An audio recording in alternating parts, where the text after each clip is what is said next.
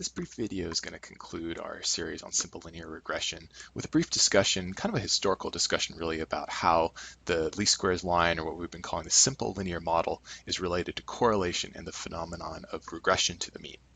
So I wanted to take a look back at the historical data set which kind of gave rise to this term regression to the mean, and that was a data set studied by Sir Francis Galton back in the 1800s in England. And what Galton was doing was looking at how parents' heights were related to their child's heights. So what he did is, for each couple, he would compute what we call a mid-parent height, which is sort of a weighted average of the two parents' heights, and then plotted that against the height of their child. And we get all these black dots in the figure on the left here. And the blue line here is actually the least squares line fit to this data. Now, the dashed orange lines here are at the mean of x, so this is x bar here for the mid-parent height, and the mean at y. And we notice that what happens is when we rescale all the points as z-scores, so recall that for a z-score we subtract the mean and divide by the standard deviation, and replot the data, okay, the means are obviously 0, 0.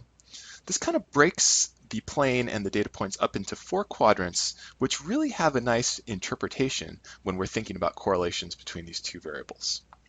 You're probably familiar with the correlation coefficient from an introductory statistics course.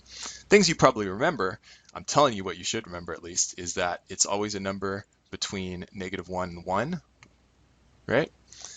And the closer it is to -1 and 1, the stronger the evidence of a positive or negative correlation between these variables.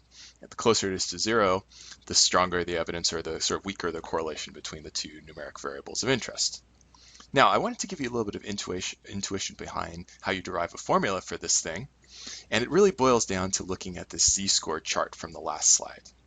So here we've plotted the child and mid-parent heights, but as z-scores, right? So the child heights are plotted as actual values minus means divided by their standard deviations, and the mid-parent heights are similarly plotted here. Now, you'll notice that they fall neatly into these 4 quadrants of space, and that points in the first and the third quadrant, if there's a lot of points in these quadrants, then the slope of this line right here is going to be very positive. I mean, there's going to be like a strong evidence of a positive correlation between the two variables. In contrast, these other 2 quadrants, 4 and 2, right? If there's a lot of points there, that would be evidence of a negative correlation.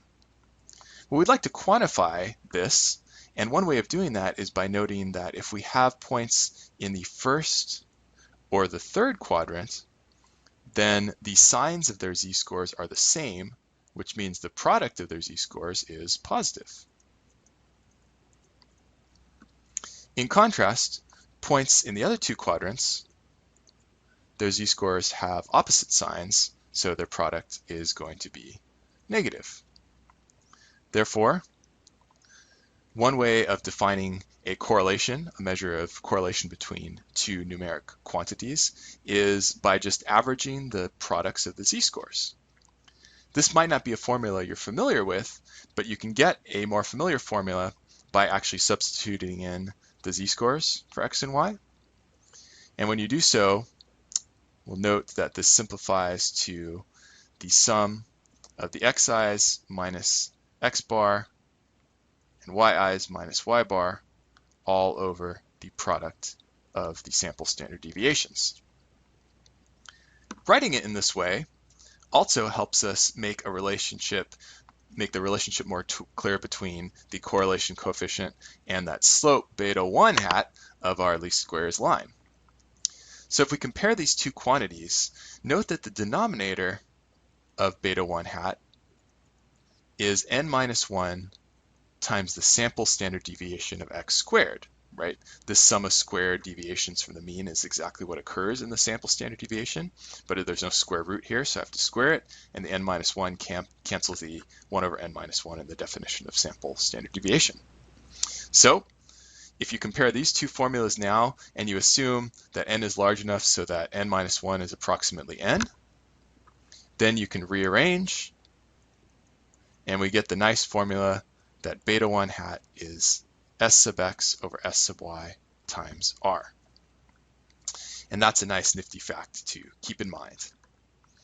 Furthermore, we can rewrite the equation for our least squares line, beta naught hat minus plus beta 1 hat x, by recalling the MLE for beta naught hat was y bar minus x bar times beta 1 hat.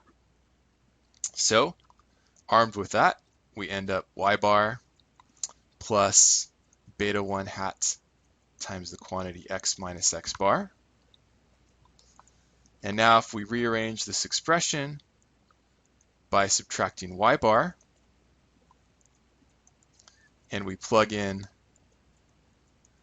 the formula right here that relates beta 1 hat to r, we can see that after dividing both sides by s sub y, we get the predicted z-scores of y on the left and the z-score of x on the right. So this formula now says that the predicted z-scores of y are always the correlation coefficient times the z-scores of x. Okay. So this fact right here is really the key to the term regression to the mean, right? We know that r in absolute value is always less than or equal to 1, okay? And usually it's less than 1 unless it's a perfect correlation. So that means if we have really tall parents, so that means parents on this side, right? Let's focus, for example, on a parent who's got a z-score that's right here, okay? So notice that if I have a tall parent, okay, then the equation, so I go up here, the equation would predict that sure enough their child still has a positive z-score, means their child is still above average, but if you notice, the parents were more than 1 standard deviation above average. Now the child is less than 1 standard deviation above average. So even though they're still above average, they're closer to the mean than their parents. On the flip side, if you have parents who are below average height, so right here, right, on the opposite side, and you track what the regression line predicts for the height of their child as a z-score, right? Then although the parents were like way below average, more than 1 standard deviation below average, the child is still below average but closer to the mean than their parents. So this regression to the mean refers to this phenomenon that everything's kind of like the predictions are always converging in towards that line. Of course, we don't all end up being the same height, and that is the beauty of variability. In our linear model, you'll recall that we're not just specifying that y is a linear function of x, but we're adding some noise in here, some variability. And it's that variability that keeps everything from collapsing exactly to that line. So even though on average, we all tend towards the average, variability keeps life interesting and dynamic for us. Originally, I was going to end the video with that gem, but I thought I would be remiss if I didn't take a moment to connect back our discussion of correlation here with what you might have seen back in Math 131, especially for those of you who are going to take Exam P soon. So let's review a few facts about covariance and correlation of random variables and how that's connected to all this. So if x and y are 2 random variables with expected values mu of x and mu y, then the covariance of x and y is defined as the expected value of the products of x minus mu x and y minus mu x. Now notice that if we're thinking about this from a sample perspective, this would sort of be equivalent to taking x minus x bar, y minus y bar, and averaging them. That's what an expected value does, right? So in general, this is sort of the more random variable way of defining this. But notice that we still have this same property here that if whenever x is greater than x bar, let me erase this for a moment. So if this one positive tends to correspond with this positive or vice versa, right? Then the product is often going to be positive and hence the covariance will be positive. Whereas if these tend to have opposite signs, right, then they tend to have a negative correlation or negative covariance in this case. I also want to point out that if you take the covariance of a random variable x with itself, that simplifies to the variance of x. Now you might have seen a computational formula for this in 131. We're not going to use it, but I just wanted to remind you of it nevertheless. One of the important facts we are going to use is what we call bilinearity. So bilinearity, this is really an operator that takes as an argument 2 separate random variables and spits out a number. So bilinearity says that you can distribute the covariance into either one of its arguments. I wrote out the result with here, but you can do a similar result if instead of having the constants on the x's, you have the constants in the second argument y there. In fact, covariance is symmetric.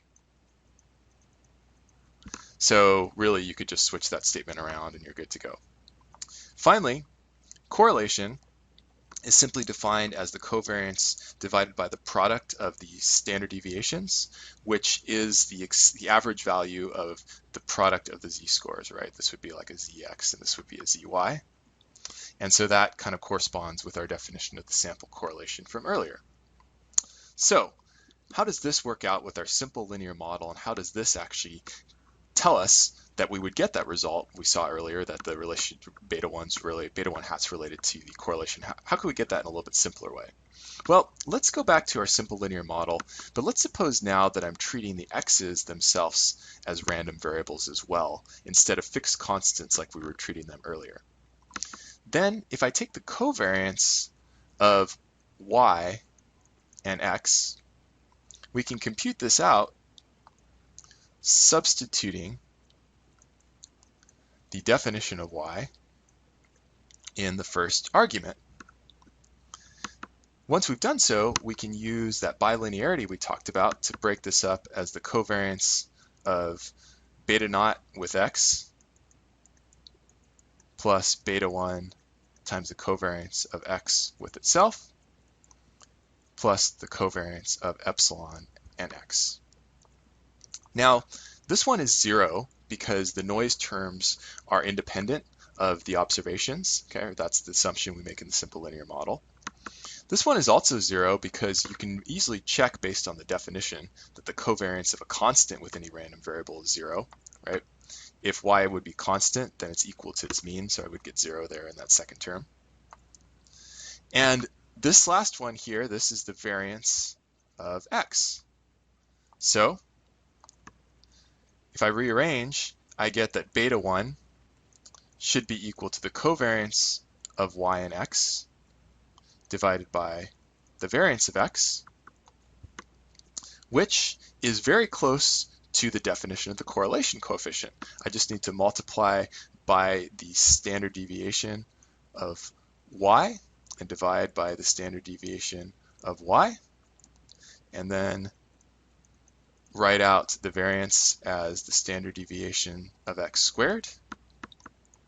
And from this, we can see then that the beta 1, I'm going to use the sigma notation now, is sigma y over sigma x times the correlation of x and y, which is exactly the formula we had in the early slide. So if you weren't happy with the algebraic manipulations there, or you're just kind of concerned about how that idea of sample correlation and sample covariance relate to things you might have discussed in 131, hopefully this illuminates some of that for you. Talk to you soon.